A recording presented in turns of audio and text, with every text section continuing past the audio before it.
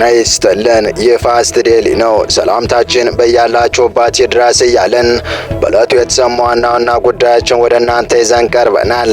ቻናላችንን ሰብስክራይብ፣ ፕሮግራማችን ላይክ እና ሼር እንድታደርጉ እየጋበዝን የዕለቱን አበይት ዜናዎችን አስቀድመን እንጀምራለን።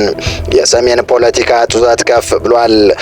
ተጠባቂው ሰባተኛ ሀገራዊ ምርጫ ጋር ተያይዞ ሰሞንኛው የፌዴሬሽን ምክር ቤት ውሳኔ ደግሞ የጡዘቱ አስኳል ሆኖ ታይቷል።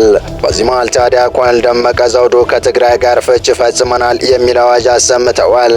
ኮሎኔሉ ወደ ህወሓት አገዛዝ አልመለስም ባሉ ቅጽበት ደግሞ ከወደ መቀሌ አዲስ ምርጫውን ለማካሄድ ወሳኝ የተባሉ ቅድመ ሁኔታዎችን የያዘ መግለጫ ተሰምቷል። ማብራሪያው ህወሓት ከምርጫ ፈገፈገ ወይ ያስባለ ሆኗል። አነጋጋሪው ማብራሪያ ሰጡት ደግሞ የህወሓቱ ምክትል ሊቀመንበርና የታደሰ ወረደ ምክትል አማኑኤል አሰፋ ናቸው። በዝርዝር እንመለስበታለን። በሌላ በኩል ደግሞ እየተባባሰ የመጣን ወታደራዊ ውጥረት ተከትሎ ህወሓት መጥፊያው ተቃርቧል ሲል አዲስ ጥናት አመለከተ። መከላከያ ህወሓትን ለመምታት ዝግጅት ማጠናቀቁን የዓለም አቀፍ ተቋማት ክሪቲካል ትሬት ጥናት ሲያመለክት፣ መቀሌ ደግሞ በአስደንጋጭ ጭርታ እየተመታች ነው ተብሏል። ጦርነት በቃን ያሉ የትግራይ ወጣቶች ክልሉን ለቀው እየወጡ መሆናቸው ተሰምቷል። ይህን ጨምሮ መደመጥ ያለባቸው መረጃዎችን ይዘናል። እስከ ፍጻሜው አብራችሁን ቆዩ። ከህወሓት አፈንግጠው የወጡት ስምረትና የአማራ መሬት ታጣቂዎች በአንድ ድምፅ የፌዴሬሽን ምክር ቤት ውሳኔ ተቃውሞ እንታገለዋለን እናጥፈዋለን ከሚሉ ህወሓት ጎን ሲሰለፉ ወዲህ እንደ ሞኝ ሁለት ጊዜ በባህር መርዝ አንነደፍም ያሉት ኮሎኔል ደመቀ ዘውዱ ወደ ህወሓት ክርክር ስር ተመልሰን ከዓመታት በፊት ተደፍነውብን የግፍ ጽዋ ዳግም ለመጎንጨት አንፈቅድም ያሉበትን መልእክት ያስተላለፉ ሲሆን ከትግራይ ጋር ፍች ፈጽመናል ሲሉ በይፋ አውጀዋል። ኮሎኔል ደመቀ ዘውዱ አንሸወድም፣ ከትግራይ ጋር ፍች ፈጽመናል ሲሉ ተናግረዋል። ይህ የኮሎኔሉ ከትግራይ ጋር ፍች ፈጽመናል ንግግር በሁለቱ ህዝቦች መሃል ሽብልቅ ይፈጥራል በሚል ትችት ገጥሞታል። የፌዴሬሽን ምክር ቤትን ሰሞነኛ ውሳኔ ከትግራይ ጋር የመጀመሪያ ፍች ፈጽመናል፣ ሙሉ ውሳኔ ሲወሰን ደግሞ ሙሉ ፍች እንፈጽማለን በሚል ገልጸውታል። አንሸወድም፣ ትግሉ ይቀጥላል ያሉት የተከዜ ዘብ አዛዥ የትግራይን ፖለቲከኞች ግብዝ በማለትም ዘልፈዋል። በአማራ ክልል ስር የተጠቃለለውና የተቋቋመውን የወልቃይት ዞን ከሚመሩት መሃል አንዱ የሆኑት ኮሎኔል ደመቀ ዘውዱ ከሰሞኑ የፌዴሬሽን ምክር ቤት የወሰነውን ውሳኔ በተመለከተ ከአንድ ሚዲያ ጋር ቃለ ምልልስ አድርገዋል። በቃለ ምልልሱ ያነሷቸው ነጥቦች አነጋጋሪም አከራካሪም ሆነዋል። ምርጫ ቦርድና የፌዴሬሽን ምክር ቤት የወልቃይት ጠገዴ ማህበረሰብ ከትግራይ ክልል ተለይቶ በራሱ ምርጫውን እንዲያካሄድና የህዝብ ተወካዮች እንዲኖሩት የሰጡት አቅጣጫ እጅግ መልካም ጅምርና ፍትሃዊ ሲሉም ገልጸውታል። ኮሎኔሉ በወቅታዊ ጉዳዮች ላይ ከሚዲያ ጋር በነበራቸው ቆይታ የመምረጥና የመመረጥ መብት ህገ መንግስታዊ በመሆኑ ሊገደብ እንደማይገባም ተናግረዋል። በዘንድሮ ምርጫ የወልቃይት ህዝብ ከትግራይ ክልል ነጻ ሆኖ መሳተፉን የመጀመሪያ ፍች ነው ሲሉ የገለጹት ኮሎኔሉ ዘላቂውና ሙሉ ጥያቄያቸው ምላሽ የሚያገኘው ከምርጫው በኋላ በሚካሄደው የህዝብ ውሳኔ እንደሆነና ወሳኙ እርምጃም ወደ አማራ ክልል ምክር ቤት ሲቀላቀሉ መሆኑን አብራርተዋል። በምክር ቤቱ ውሳኔ መሰረት ከትግራይ ጋር የመጀመሪያ ፍች ነው የምንፈጽመው። ሙሉ ፍች የሚሆነው የንብረትና ሌሎች ጉዳዮች ሲፈቱ ነው። ግባችን በአማራ ክልል ምክር ቤት ውስጥ መሳተፍ ነው ብለዋል። ይህ የኮሎኔሉ ከትግራይ ጋር ፍች ፈጽመናል ንግግር በብዙ እየተተቸ ይገኛል። በአማራና ትግራይ ማህበረሰብ አብሮነት ላይ እንቅፋት ሊሆን ይችላል በሚልም ወቀሳ ተሰንዝሮበታል። ፍቹ ሙሉ መሆን አለበት የሚለው ኮሎኔል ግን የምርጫ ቦርድንና የፌዴሬሽን ምክር ቤት መግለጫ ተከትሎ የትግራይ ልሂቃን የሚሰሙትን ቅሬታ አጥብቀው ሲነቅፉ ተደምጠዋል። ህወሓት ራሱ ከህገወጥ ውጭ ምርጫ እያካሄደ ሌላው ህጋዊ መብቱን ሲጠይቅ ህግ ጣሰ ማለቱ ግብዝነት ነው በማለት አክለዋል። በተጨማሪም አካባቢውን ማናስተዳድረውና ምርጫው በማን ስር ይካሄዳል በሚለው ጉዳይ ላይ የፕሪቶሪያው ስምምነት አካባቢውን አከራካሪ ወይም ኮንቴንስር በማለት የፌዴራል መንግስት እንዲያስተዳድረው የህወሓት ተወካዮች በፊርማቸው ማረጋገጣቸውን አስታውሰዋል። የትግራይ ልሂቃን ስምምነቱ ሳይረዱ ወይም እያወቁ ህግ ጣሰ ማለታቸው አግባብ እንዳልሆነ የገለጹት ኮሎኔሉ የፌዴራል ተቋማትን መቃወም መቃወማቸውን አውግዘዋል። ኮሎኔሉ የመጀመሪያ ደረጃ ፍች ፈጽመናል ባሉ ቅጽበት ታዲያ ህወሓት በመጪው ግንቦት ወር ከሚካሄደው ሀገራዊ ምርጫ ማፈግፈጉን አስታውቋል። ያለፈው ስድስተኛው ምርጫን ያላካሄደችው ትግራይ ላይ በመጪው ሰባተኛው ሀገራዊ ምርጫ ታካሄዳለች ተብሎ እየተጠበቀ ባለበት ወቅት ነው በምርጫ ቦርድ ከፓርቲነት የተሰረዘው ህወሓት በምክትል ሊቀመንበሩ በኩል ትግራይ በመጪው ሀገራዊ አቀፍ ምርጫ እንድትሳተፍ ካስፈለገ በሚል የምርጫ ቅድመ ሁኔታ ያስቀመጠው።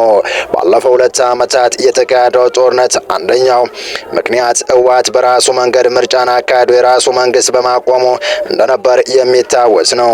በፕሪቶሪያ ስምምነት መሰረት በደብረ ጽዮን የሚመራውና በፌዴራል መንግስት ህገወጥ የተባለው መንግስት ፈርሶ ክልሉ እስከ መጪ ምርጫ ድረስ በጊዜው አስተዳደር እንዲመራ ቢደረግም የህወሓት ምክትል ሊቀመንበር አቶ አማኑኤል አሰፋ ትላንት ምሽት በሰጡት ማብራሪያ በትግራይ አሁንም ምርጫ የሚካሄዱ ጉዳይ በእጅጉ አጠራጣሪ መሆኑን ጠቁመዋል። ህወሓት ከፈረመው ከፕሪቶሪያ ስምምነት በግል እያፈገፈገ መሆኑን ከአቶ አማኑኤል አሰፋ ማብራሪያ መረዳት ተችሏል። ምክትል ሊቀመንበር ህወሓት በሀገር አቀፍ ደረጃ ከሚደረገው ምርጫ ትግራይን የማግለል ፍላጎት እንዳለው ፍንጭ ሰጥተዋል። ይኸውም የምርጫ ቅድመ ሁኔታን በማስቀመጥ ነው። ይኸው ቅድመ ሁኔታ አወዛጋቢ ቦታዎች ከተባሉት ራያ፣ ጠለምትና ወልቃይት ጋር የተያያዘ ሆኖ የታየ ሲሆን አቶ አማኑኤል አሰፋ በዚሁ ማብራሪያቸውም እነዚሁ በፕሪቶሪያ ስምምነት መሰረት አወዛጋቢ ተብሎ የተቀመጡ ቦታዎች ወደ ትግራይ ሳይመለሱና ቅድመ ጥቅምት 24 የነበረው የትግራይ ግዛት ወደ ነበረበት ቁመና ሳይመለስ በትግራይ ምርጫ የሚካሄድ ሁኔታ እንደማይኖር አስታውቀዋል። ከድምፀ ወያኔ ጋር ሰፋ ያለ ቃለ ምልልስ ያደረጉት አቶ አማኑኤል የሰጡት ማብራሪያ የጊዜያዊ አስተዳደሩ ፕሬዝዳንት ሌተናል ጀነራል ታደሰ ወረደ ከወራት በፊት በአዲስ አበባ ስልጣኑን ሲረከቡ ፈርመው ከተረከቧቸው ኃላፊነቶች በተቃራኒ የተሰጠው ሀሳብ ሆኖ ታይቷል። ጀነራል ታደሰ በአዲስ አበባ ሹመታቸውን ሲቀበሉ በጽሁፍ ቃል ከገቡባቸው ነጥቦች መካከልም አንደኛው በትግራይ ምርጫ የሚካሄድበትን ሁኔታ ማመቻቸት ነው። በዚህ ዙሪያ የኢትዮጵያ ብሔራዊ ምርጫ ቦርድ ተደጋጋሚ ጥያቄዎችን ያቀረበ መሆኑን የሚያመለክቱ መረጃዎች ሲወጡ የቆየ ሲሆን በትግራይ በኩል ምንም አይነት ምላሽ ተሰጠ የሚለው ጉዳይ ግን ግልጽ ሳይሆን ቆይቷል። የክልሉ አድራጊ ፈጣሪ የሆነው ህወሓት ምክትል ሊቀመንበር የሆኑት አቶ አማኑኤል አሰፋ በዚሁ የድምፀ ወያኔ ቴሌቪዥን ቃለ ምልልሳቸው ግን የምርጫውን ማካሄድ ከቅድመ ሁኔታ ጋር አያይዘውት የታየ ሲሆን የኢትዮጵያ መንግስት ከፕሪቶሪያ ስምምነት በፊት ይዟቸው የነበሩትን አቋሞችን ከፕሪቶሪያ ስምምነት በኋላ አልቀየረውም ያሉት አቶ አማኑኤል አሰፋ ለጦርነቱ ምክንያት የሆኑት ጉዳዮች በፖለቲካ ውይይቶች መፈታት፣ በጦርነት ወቅት የተፈጸሙ ወንጀሎች በህግ መፍትሄ እንዲያገኙና በአጠቃላይ የፕሪቶሪያ ስምምነት ዓላማ ዘላቂ ሰላምን ማረጋገጥ ነው። ነገር ግን ይህ ሁሉ ተግባራዊ አልተደረገም ሲሉ ተናግረዋል። በዚህ ጉዳይ ህወሓትን ጨምሮ ሁሉም የትግራይ ኃይሎች አቅማቸውን አሰባስበው ቢታገሉም የኢትዮጵያ መንግስት አቋሙን ሊቀይር አልቻለም ሲሉ በዚሁ ቃለ ምልልሳቸው ማብራሪያቸውን ሰጥተዋል። ህወሓት ታጣቂዎችን ትጥቅ ለማስፈታትና መሳሪያን ለማስረከብ የፕሪቶሪያ ስምምነት ላይ የተስማማ ቢሆንም አቶ አማኑኤል ግን ትጥቅ መፍታቱን ትግራይን ከማዳከም ጋር አያይዘው አስተያየታቸውን ሲሰጡበት ታይተዋል። የትግራይን ሰራዊት ለመበተን ዲዲአር የሚባል ነገር አለ ያሉት አቶ አማኑኤል ከመጪው ሀገር አቀፍ ምርጫ ጋር በተያያዘ በትግራይ ምርጫ ማካሄድ ከታሰበም ምርጫው በቅድመ ሁኔታ ላይ የተመሰረተ እንደሚሆንም ጠቁመዋል። በቀጣይ መረጃ እየተባባሰ የመጣውን ወታደራዊ ውጥረት ተከትሎ ህወሓት መጥፊያው ተቃርቧል ሲል አዲስ ጥናት አመለከተ። መከላከያ ህወሓትን ለመምታት ዝግጅት ማጠናቀቁን የዓለም አቀፍ ተቋማት ክሪቲካል ትሬት ጥናት ሲያመለክት፣ መቀሌ ደግሞ በአስደንጋጭ ጭርታ እየተመታች ነው ተብሏል። ጦርነት በቃን ያሉ የትግራይ ወጣቶች ክልሉን ለቀው እየወጡ መሆናቸው ተሰምቷል። የኢትዮጵያ ፌዴራል መንግስት በህወሓት ኃይሎች ላይ እርምጃ ለመውሰድ መዘጋጀቱን ክሪቲካል ትሬት የተባለው የጥናት ተቋም አስታወቀ። በጸጥታ ጉዳዮች ላይ ጥናትና ትንተና የሚያቀርበው ይህ ተቋም በትናንትናው ዕለት ይፋ ባደረገው ሪፖርት የኢትዮጵያ መንግስት እያደረገ ያለው ዝግጅት የህወሓት ኃይሎችን በመደምሰስ ከአማራና ኦሮሞ ድርጅቶች ጋር የጀመሩትን ትብብር ማፍረስ ጭምር እንደሆነም አመልክቷል። በጊዜው እርምጃ በህወሓት ላይ የተገደበ እንጂ ወደ ኤርትራ የሚሻገር አይመስልም ያለው ክሪቲካል ትሬት ግጭቱ በኢትዮጵያና ሱዳን መካከል ያለው ውጥረት ሊያባበስ፣ በኢትዮጵያና ኤርትራ መካከልም ጦርነት ሊያስከትል እንደሚችልም አሳስቧል። ሁኔታዎች በዛ ደረጃ ካደጉና ወደ ሁለቱ ሀገራት ጦርነት ከተሻገረ ግብጽ፣ ዩናይትድ አረብ ኤሚሬትስ፣ እስራኤልና ሳውዲ አረቢያ ሊያሳስባቸው እንደሚችልም ገልጸዋል። እስራኤል እና ዩናይትድ አረብ ኤሚሬት የኢትዮጵያ ጠንካራ አጋሮች መሆናቸውን፣ ሳውዲ አረቢያና ግብጽ ደግሞ በቅርቡ ከኤርትራ ጋር ትብብር መጀመራቸውን አመልክተዋል። ይህ በእንዲህ እንዳለ በሰሜን ኢትዮጵያ ደም አፋሳሹ ጦርነት ካበቃ ከ3 ዓመታት በኋላ ዳግም ጦርነት ይቀሰቀሳል የሚለው ፍራቻ በርካቶች ትግራይን ለቀው እንዲወጡ እያደረገ ነው። በመቀለ ነዋሪ የሆነ አንድ ግለሰብ ከፍተኛ ቁጥር ያላቸው ወጣቶች የአውሮፕላን ትኬት መግዛት የቻሉ በአውሮፕላን ያልቻሉ በአውቶቡስ ክልሉን ለቀው በመውጣት ወደ አዲስ አበባ እየሄዱ መሆናቸውን ለቢቢሲ ተናግረዋል።